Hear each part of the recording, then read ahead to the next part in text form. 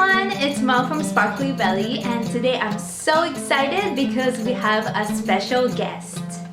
She's not only an amazing and internationally known choreographer and performer, but also she is a great teacher. I've taken her workshop before, and today it's one of the best workshops I've ever taken. She's so sweet and I love her taste in costuming. You gotta check out her red rose melody dress online. Alright, so please join me in welcoming Zahra Zuhair. Hi everyone, I'm Zahra.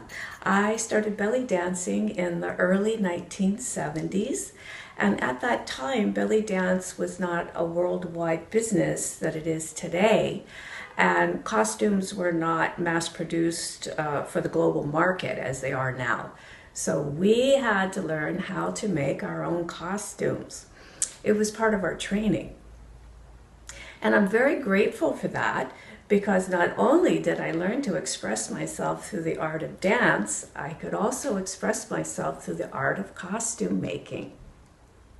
I'd like to share my latest brown belt project with you. I'm going to hold up the bra. This is very sparkly, lots of rhinestones. I'm going to show you a close-up of the whole bra and belt set. I used a very ornate rhinestone trim for this costume. I first glued the back of the trim with a thin coat of fabric glue and let it dry. Then I cut apart the trim into individual little appliques and then arranged them in a design. I beaded around the appliques with gold beads and pearls and then added large jewels and more hand beading to finish the design. Choosing a costume for different venues is just as important as selecting the right costume for different styles of music.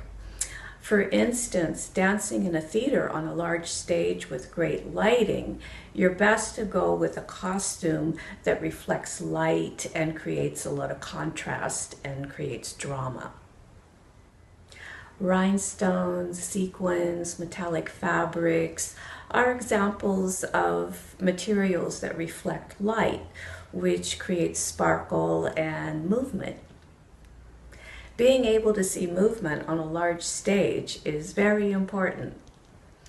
Vivid colors and also black or white are very dramatic on stage, along with materials that reflect light, create a lot of contrast and help to pop you out of the background in a large venue. Make sure that you apply enough makeup when you're on a large stage. You definitely don't want your face to look washed out. It's very important that your makeup be more dramatic in a large venue. In a smaller venue, such as a restaurant, the audience can see more details in your costume and in your dance movements because they're closer to you. So you really don't have to go with such a dramatic look if you don't want to.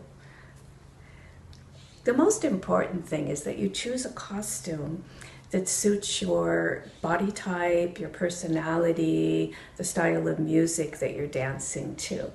It's also important that you're wearing the costume and that the costume isn't wearing you. I always think it's fun to see what dancers have in their gig bags, and today I'd like to share a few items with you.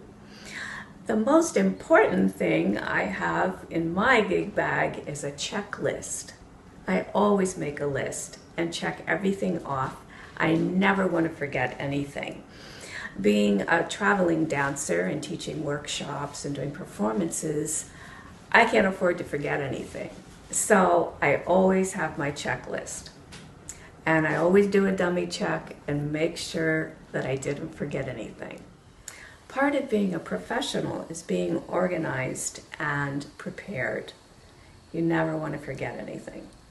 This is something in my gig bag that you might find interesting. It's called It Stays Body Adhesive. I got it online at compressionsale.com. And why body adhesive?